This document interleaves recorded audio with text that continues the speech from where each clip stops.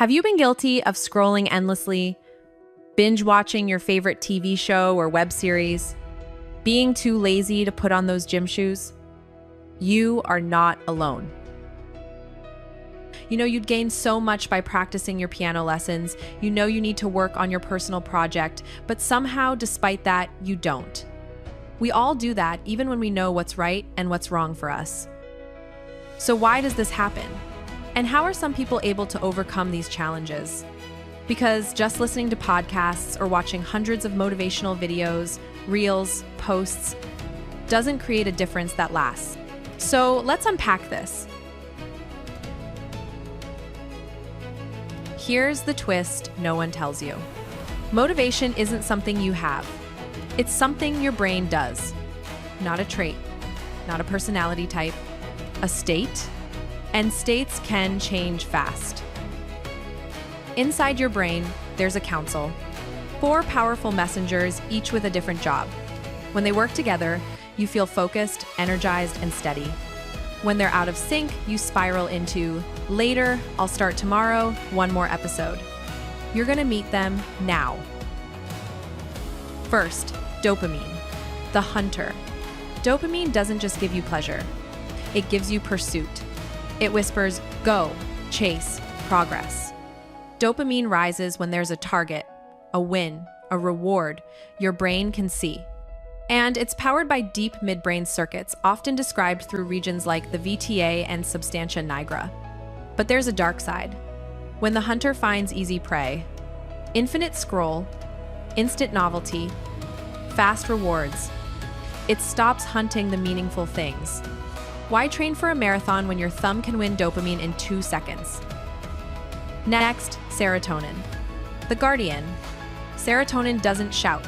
It steadies. It helps you feel balanced enough to stay with the plan.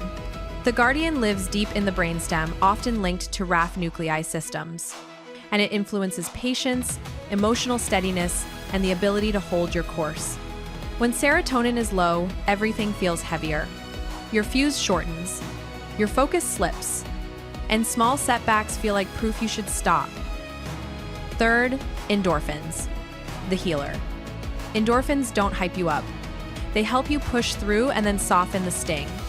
They're the reason effort can feel good after you do it. The healer shows up in systems involving the hypothalamus and pituitary, and across the body, bringing relief, resilience, and that I survived this calm. No endorphins. And discomfort feels unbearable. So you avoid, you delay, you quit early. And then, oxytocin, the connector. Oxytocin is the feeling of safe connection, the quiet belief that you don't have to do life alone. It's produced in the hypothalamus and released in the body and brain. And here's the surprise. Connection doesn't just feel nice. Connection makes change feel possible. When oxytocin is present, effort doesn't feel like punishment. It feels like belonging to something bigger than your mood. Now here's where it gets real.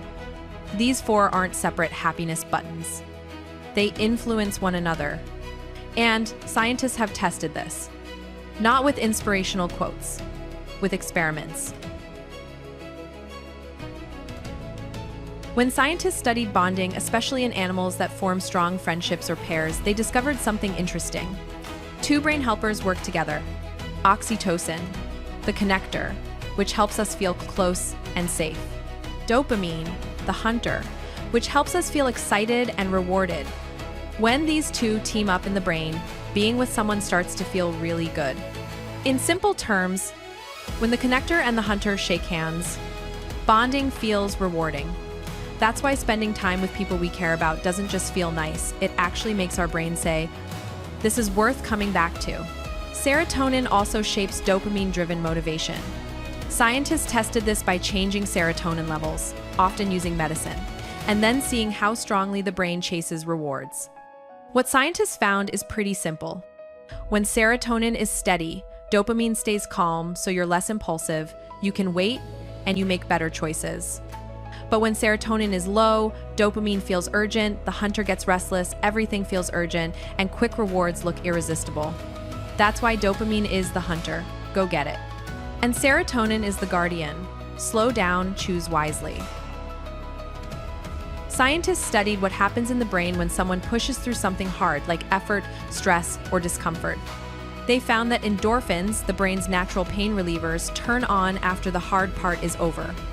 At the same time, dopamine marks the moment as worth it, so the brain links relief plus reward together. That's why tough things don't feel great while you're doing them, but feel deeply satisfying after you finish. In simple terms, the healer endorphins teaches the hunter dopamine. If you endure, you'll feel alive. So what does this prove? Motivation isn't a trait you're born with. It's a state created by chemistry, context, stress, sleep, connection, progress. That's why you can feel unstoppable one day and completely empty the next. You're not broken. You're human. And if motivation is a state, then the question is not, what's wrong with me? The question becomes, what conditions create motivation reliably? Here are the 4 conditions that keep the council working together. Clarity. The hunter needs a target. One next step, not a giant plan. Progress. The brain must see movement. Tiny wins matter more than massive intentions. Connection. The connector makes effort feel safe. We don't sustain alone what we can sustain together. Recovery. No system runs on empty. Sleep, rest, and breath are fuel, not luxury. When these are present, motivation appears. When they're missing, motivation collapses into avoidance. Motivation will always rise and fall. So if you depend on motivation, you will always restart. That's why the real goal isn't motivation. The real goal is habits. Systems that carry you even when your mood doesn't. Habits make progress automatic. But building habits isn't easy. Most habits don't fail because you're weak, they fail because your brain can't feel the payoff. When a habit is too big or too vague, dopamine doesn't fire because the reward feels too far away. When there's too much friction, your brain chooses the easier hit, scrolling, snacks, comfort, because it's immediate. When you can't see progress, dopamine stops investing.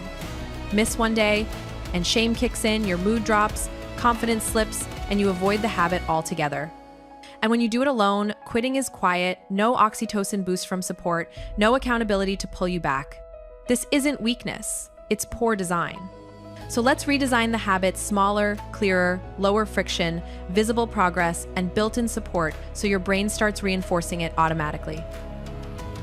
This is where Marga comes in. Marga helps you build habits the way your brain actually works. Tiny daily practices so friction stays low. Guided prompts so clarity is built in. Milestones and progress tracking so dopamine sees movement. Community and cohorts so oxytocin supports consistency. Calm tools and reflection so serotonin steadies the journey. And gentle resets so endorphins reward effort without burnout. Marga doesn't demand intensity. It builds continuity. Because the goal isn't to feel motivated once. The goal is to create a life where motivation returns, again and again, because your system supports it. If you've been trapped in scrolling, delaying, and restarting, you're not alone. Motivation is a state, and Marga helps you build the conditions that make that state easier to access. One tiny step a day. Sustained. Join Marga, and let's build lasting motivation and habits together.